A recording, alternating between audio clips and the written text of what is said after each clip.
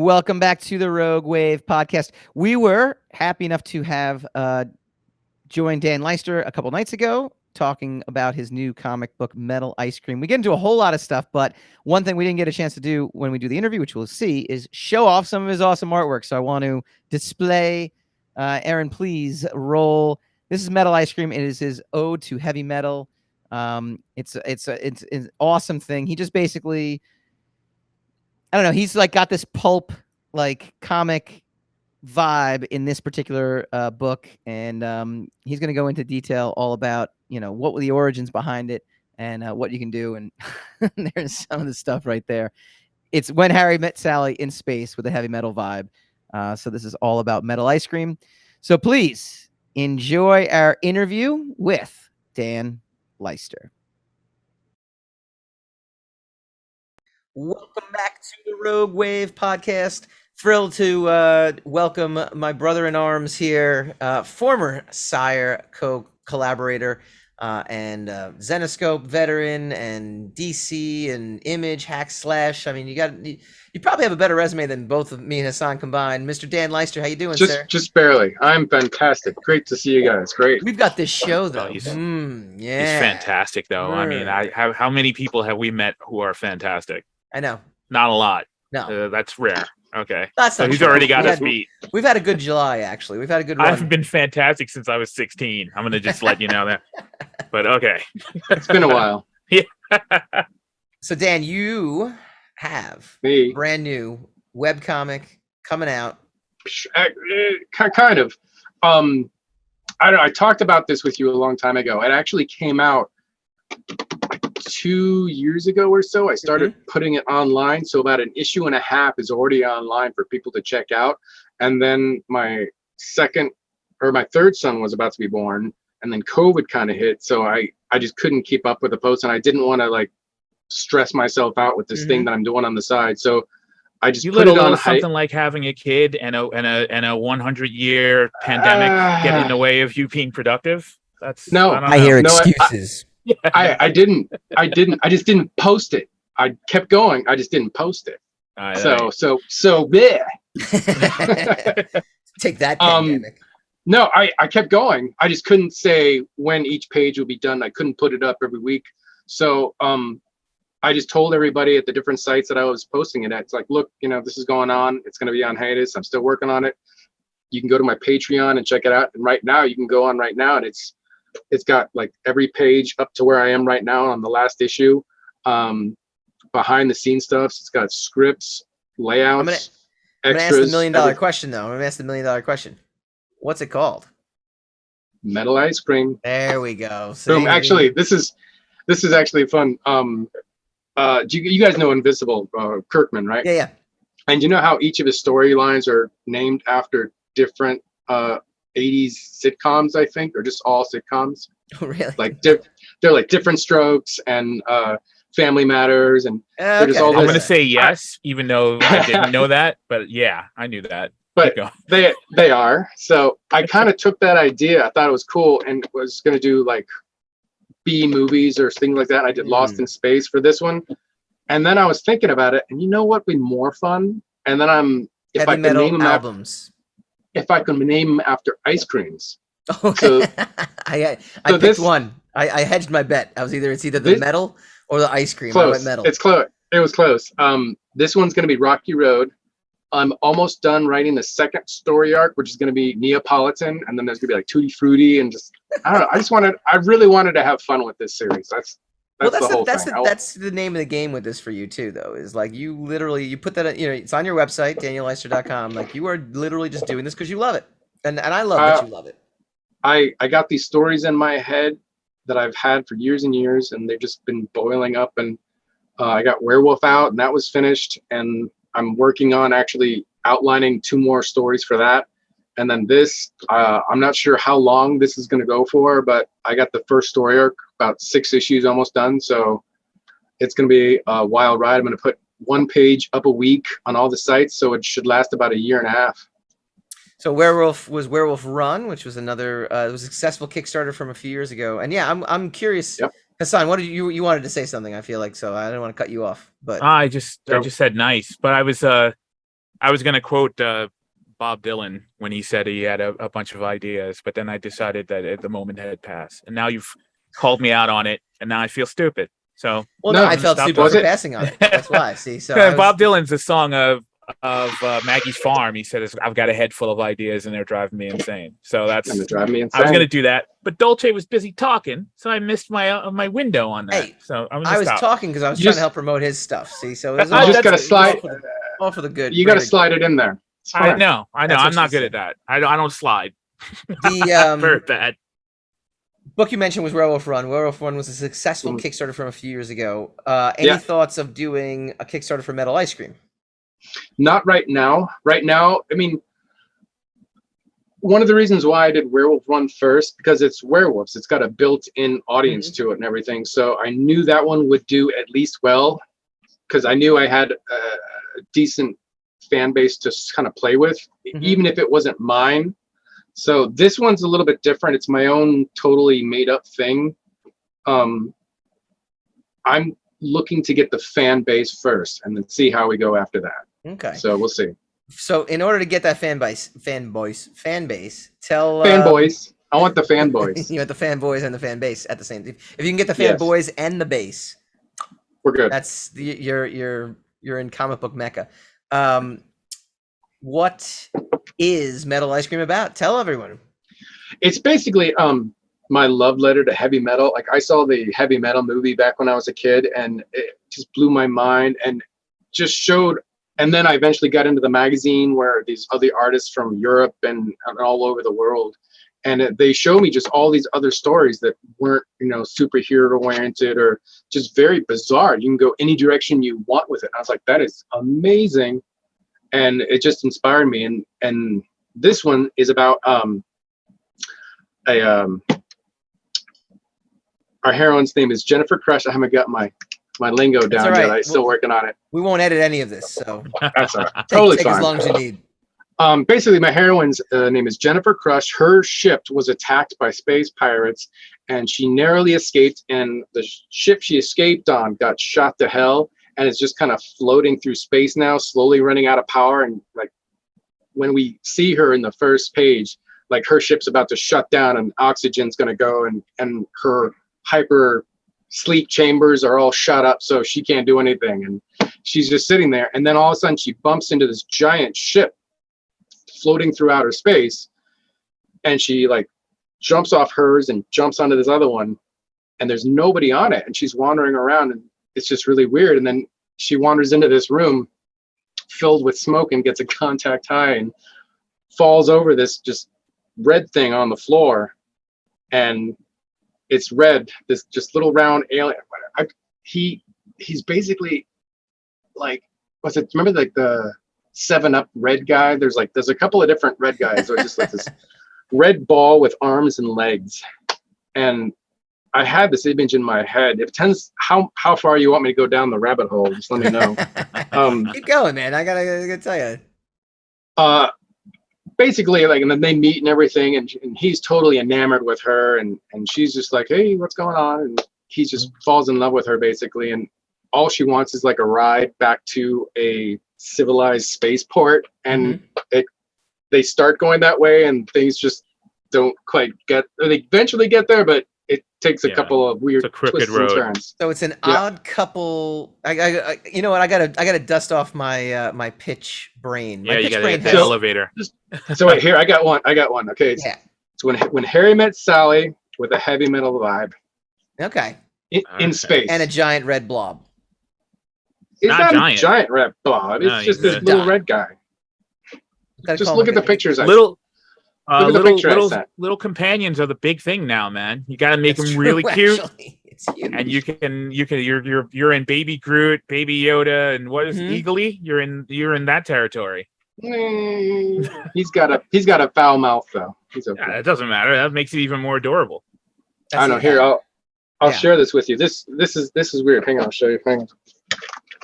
We'll have to fill space for our listening audience. Our guest just got up out of his chair. Yes, he bailed on us. I mean, luckily this is a live stream too, so this is at this point where I should plug our live stream and say you should be watching it. 'Cause Yes, it's an empty chair we're watching now. because you never know what's going to happen. And this Look is at all the the toys exciting he's got part. back there. Now the So I question is, can't Yeah, totally are those show his this or to his you, but I kids? can show you a little bit. So when I was a kid, We I were just saw totally this making fun comic of you, book. by the way. That's fine. Basically, my friend back in the 80s showed me this comic book, and it was just an underground weird comic book. And I was like, what the heck is this? It has this little red guy in the front and this topless chick walking through a foggy mist. And I don't remember anything about the sounds like interior the of the 80s to comic. me. That basically sums it up, right? I didn't remember anything about the interior of the book, but that image stuck in my head for forever and ever. And I would, every time I'd go to cons, I'd go to the bins and stuff, and I'd ask people, do you ever see a book with, this? And of course, people would look at me like, no, what are you talking about? So we're gonna eventually, call the cops. Please leave. yeah, move along, sir. Not the weirdest thing they've heard at a comic book convention. That's true. That's I very know, true. I know. I've heard a lot weirder too. Yeah. So eventually, I was like, you know what? That just brought back memories. Hey, go ahead. Yeah, we'll talk about that later. Yeah. But basically, I was eventually like, why don't I just draw it? I got it in my head, just draw it. So this is kind of like the G version of it, of like the little red man and Jennifer Crush walking through. But on my Patreon and stuff, I started talking about it, and I showed a picture of this, and I explained it. One of my patrons says, I know that book. And they sent me the book. Get out of here. Oh. Boom. Oh. What's it called? It's Zero? Naked. Yep, Zero. Naked woman, I can't show you, and a little red man. And there's like zombies and stuff. This was the book. It's like 1982. And it's like, this is the goddamn book I saw. So I have not seen this book since I was a kid. I was like, I don't know how that happened, but I got the internet is a weird place, isn't it? That's how I got the whole story. The thing about it, if you couldn't draw, you'd be doomed to have that in your head for the rest of your life. No one would understand. No. I would explain it. I would explain it to everybody. They're like, sure. Yeah. Okay. You know what? The police. You know what movie is like one of those things for me where it's like, but luckily I know what it is. Was The Explorers, the one where they build the spaceship, yeah, and they go up out of the spinning roller coaster thing. Yeah. That's one of those what movies. Did you have in your head? What's that? What was that? What was like the image you had in your head? The actual spaceship that they were able to like. That was like the total wish fulfillment. Like I think I was 7 years old when I saw it, 8 years old, and I'm like, they built a spaceship. I want to build a spaceship. I can build a spaceship. It was done. And I remember like, they went to the junkyard and they like just pulled things and everything just magically fit into place very nicely to make this orb. But like, yeah, that's my Zero right there. You got one, Hassan? Do you have something like you've had in your head? I've got a bunch. You found it like years later. I've got bunches of them. Mostly movies. Like when you're young and you have like HBO, when you're really young, you come across a ton of movies at 4:00 in the morning and you never know the title. Like, what is this? So, but I can't I'm trying to think of one off the top of my head. There's been at least 8 of them that I've had to, in my adulthood, I've had to actually look them up. Thankfully, it's much easier now. Yeah, much easier now. because and all you have is these obscure moments that you may or may not be remembering correctly. I'll name one that fits what you're describing, and I'll tell you that I ended up finding it again, like years later in college, showing this to all my I was on a cross country team, so it was like a whole team building thing. I'm like, and we we're trying to figure out movie night, and I came across it at a Blockbuster. It's called Amazon Women on the Moon. I'm on the Moon. Nice. It was it's crazy as shit. B movie spoof. It stars like Arsenio Hall and Leslie Nielsen. Like it's actually, I mean, it's actually like got a good cast. Yeah. And I loved it when I was like 11 years old. And I was like, it's basically just them like changing channels and different channels. Well, fast forward to me, it's 10 years later. I think I'm 21 and I'm hosting movie night for our team. And I'm like, and I was like, Amazon Women. Oh, this is going to be great, guys. And I put it in there. I'm like, and everyone was like, this was horrible. Like, it was just horrible. And it was one of those things where your reputation now goes downhill because it's like you recommended the movie and everyone's like, this is just a terrible movie. And I'm like, yeah, this is. I don't know what happened. I was 11. I loved it. I have a story about that happening in reverse, though, that I saw something that I didn't realize what it was until I saw it again. And then, and I just realized it was an indelible memory, was Fellowship of the Ring. The Balrog Bakshi one, scene, and I remember the Bakshi moment where Gandalf dies, quote unquote, dies in the cartoon when I was a kid, and I just remember that scene, and the only reason I remember it was in the Peter Jackson version when he pulls out the whip, and it just was just like it was like a lightning rod. I'm like, I know this moment, memory. like. I had no memory of Lord of the Rings whatsoever until that moment. I've seen this before, and then that stuff is so weird. Yeah, and because of course this is a brand new movie. I had nothing to do with Lord of the Rings. I didn't, but of course when I was a kid, your parents rush you to every cartoon movie you could possibly see just to placate you, and I saw the Bakshi Lord of the Rings. Which, I'm sure, I don't know how I got through that without nightmares, having seen it again in my adulthood. But, what a better kind of what you're talking about in reverse. Like, I know my kids can get everything on demand right now. Like, and we have Netflix, we have Disney Plus, we have all the streaming channels and stuff like that. Mostly for me, but they, they get to use it too. And but I feel like there's a simplicity to there was only a limited amount. Like there was I knew if I missed something. You don't have a choice. Oh my God! I need to check the TV guide. I need to check the cable guide. Yeah. When's it going to be on again? Because and there's a level of urgency that these kids. It also meant a little bit more. Yeah. Yeah, it meant a little bit more. Yeah, it meant a lot more. Especially if or I remember just checking the program book because we had HBO before we had cable. So one of those with the box that you have to switch over when I was really young, and so we had an HBO guide. And you saw half a movie or whatever a movie, and you had to check the guide to see if it was coming on again that month. And that's how there's no on demand. There's no waiting until midnight and watching it again. None of that.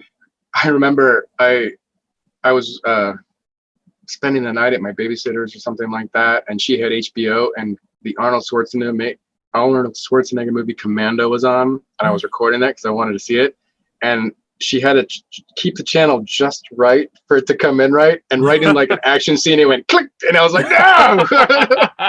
And I was sitting there. So in the tape, it goes click, click, click, click. I remember I was at it was like a great aunt's house or something, and this is maybe circa 1988, and she's like, "Oh, did your parents let you watch R-rated movies?" And I'm like, "Yes, they do." Yeah. I watched Police Academy 2 and saw some boobies. And it was great. Beautiful. There wasn't any in 2, was there? Oh, this isn't that bad. It's Police Academy. I don't think there was any in 2. I don't remember. No, it was brief. It was on the beach at the very beginning. Oh yeah. Okay. They drove past, and there was some girl she had Mahoney's doing some scene. Yeah, the second one's a lot tamer than the first one. Yeah. The first one, I know. I ended up going back and finding the first one, and I was blown away by it because I think my entry point was actually Police Academy 3. Which I enjoyed as a kid. It was a cute movie. And they turned into a family franchise by then. Totally. They really pivoted. They pivoted at that point. Yeah. The first one's gorgeous, man. Gorgeous. You and I go back to circa 2006. So we worked. Is that when? Well, actually, even a little earlier than that, to be honest with you, because I think I contacted you to work on the Sire in 2005 when Hassan and I were still at Wizard Magazine, and Wizard World was still the king of conventions. Yeah. And so Hassan and I have brought up many a memory of Wizard World Chicago, and this was a funny one for me, not so funny for him, but very hilarious after we talk about it, was the fact that in 2007, after I had left Wizard and we launched the Sire, we started going to these conventions or whatever. And so I remember flying out to Wizard World Chicago 2007 without a hotel room because I just assumed I would find somebody who worked at Wizard still that would let me crash on their floor. And so that year, I think I knocked out. I think you had a hotel room for that one, though. I don't know why I didn't. What happened? Why didn't I just stay with you? I don't know. Either way, I want to know. I want to know why. I met up with Hassan, and Hassan's like, "Yeah, I got my own room." I'm like, "Oh, that's awesome. I need a room to stay." And ironically, because we mentioned this last week, we mentioned a certain someone who we will not mention on the air now. Uh-oh. But because of that, it's that terrible experience that I told you I had. Yes. That's why I got a room for myself. To yourself. That year. And then you messed it up. But apparently, so this is the funny part. I remember rooming with Hassan, but he was very explicit in the details. He's like, you showed up. You're like, hey, this is great. I'll take this bed. And he had no idea. I just basically took the room. I didn't even, I didn't really give him an option.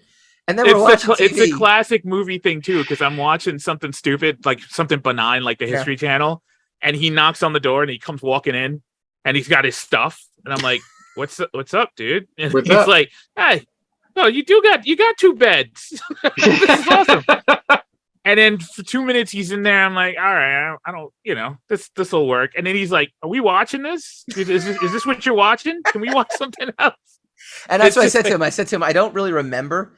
But that sounds exactly like what I would say, like to a T. I'm like, I definitely said that without a doubt. It's kind of messed up too, because the guy's your friend, so it's like it's no problem. That should have been your first warning to kick him out of your room. But it's also the first time you've had a hotel room to yourself in what is it, 5-6 years that we were doing that show. So I'm like, oh man, this is gonna be. No, it's not. No, here's Dolce. Nope. Dolce's here. It's not gonna be any of those things. Trust me, it was not. Your story is not the worst. Mike Dolce is your roommate story from a wizard point of view. It's not even. It's not even the worst roommate story I've ever had. So I mean, it's not. It doesn't top either of our lists. But it's a good moment.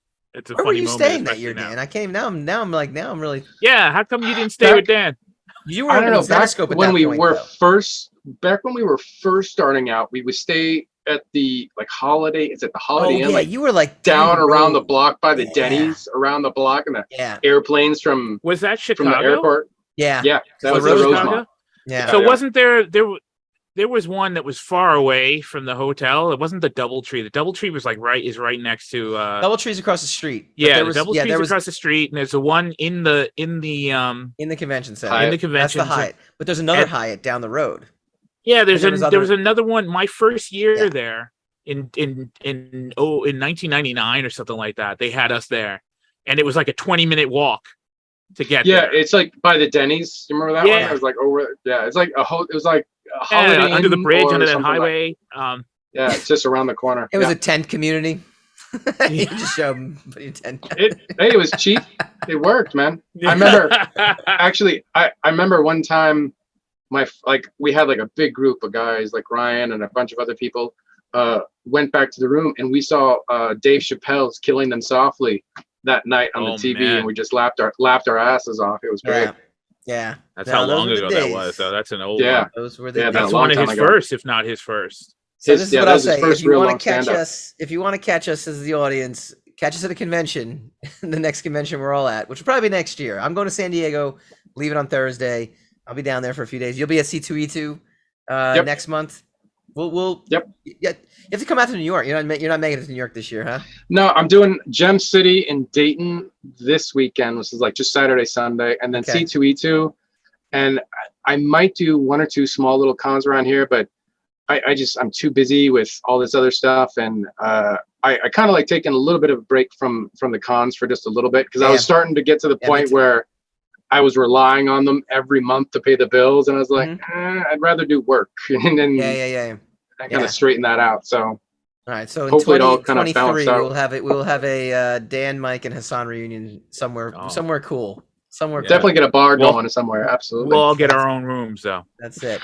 All right, tell folks where they can find you and Metal Ice Cream, Dan. Me at DanielLeister.com. Hopefully I got a different thing set up. I still have tweaks and bugs to work out of it. For the most part, it's all good. Metal Ice Cream, you can pretty much just Google it. It's on Webtoons, Tapas. I'm trying to get one on Comics Fury, I think is a new one. It has its own Instagram page where I put little swipe, just panel for a page. DeviantArt, so you can pretty much Google it and find it wherever, I think. Awesome. And it'll start some links as well. Yeah, it restarts on Wednesday, this coming Wednesday. All right. So tonight, beautiful. It's okay. We let the audience know this is pre-recorded, so it's okay. That's true. That's true. July 20th. Not tonight, but when tomorrow. Yes. That's Dan Leister. Thank you, sir, for joining us. Thank you guys so much for having me. We'll put a bow on tonight's episode.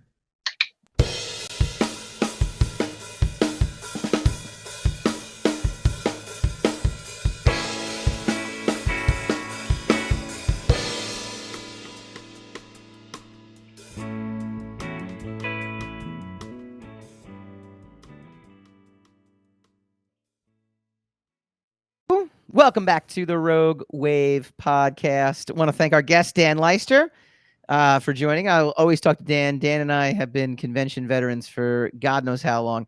I mean, we were doing shows for a long time from 06 to, I think 2019 we did C2E2 together. So it's fun to always catch up with him, even if it's virtual. Next week, Hassan, we're going to again, I think we said it earlier, but if your prediction on who's going to win the weekend this weekend in San Diego, I'm not going, so I don't know. I don't know. I guess Black Panther. I suppose. Okay. I don't think there's anything else that could be right. Unless Dwayne The Rock Johnson, who's going to be there, does something or announces something spectacular. I can't imagine a moment. Right, but I mean, there is the unforeseen addition. Sure. And I'm sure there's going to be surprises. You're going to win the weekend because you're going to come back with a boatload of photos for all of us to ogle. And you're going to win the weekend, not me. No, I hate taking because photos. We're going to give you respect and accolades for having successfully taken all those pictures. I could do interviews when I'm out there, and you're really right. Except I plan on doing nothing except just walking around, doing a lot of walking around. So status quo. I'll bring my microphone. You never know. I might run into somebody that. There might just happen to be someone I would want to talk to while I'm out there. We'll see. Right. All right. We will see you guys next week.